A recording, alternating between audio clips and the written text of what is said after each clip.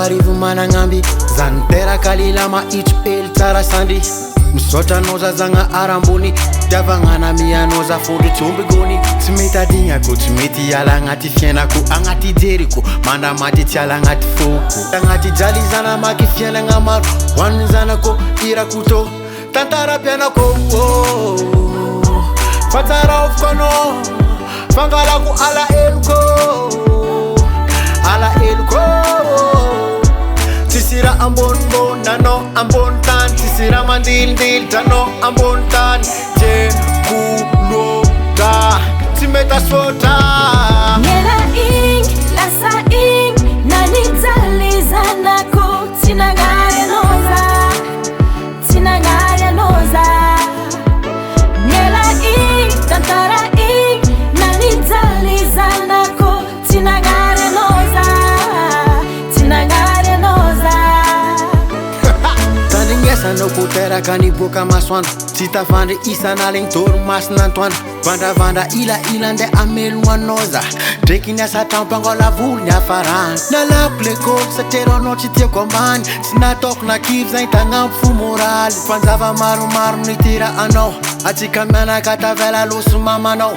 sady vama ndraiky ireny zananomoko zay ndraiky tsy nihinagnaby atsika tamizay jaly mafitatovekiny tata oviky tamizay latsatrano maso za mandiniky zay kilfain'olo nambanibanin'olo za nanomoko te zany alako tanagna fitiavan-janaka magnofa Miela igny lasa igny nanijaly zanako tsy nagnary anao za tsy nagnary anao za Miela igny tantara igny nanijaly zanako tsy nagnary anao za tsy nagnary anao za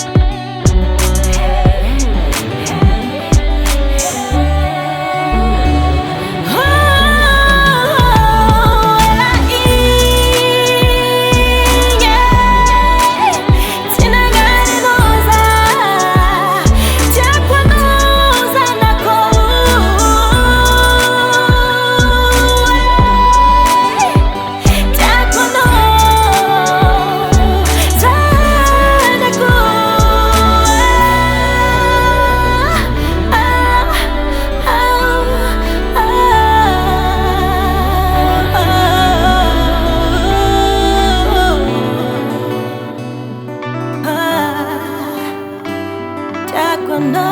zanaku, jagono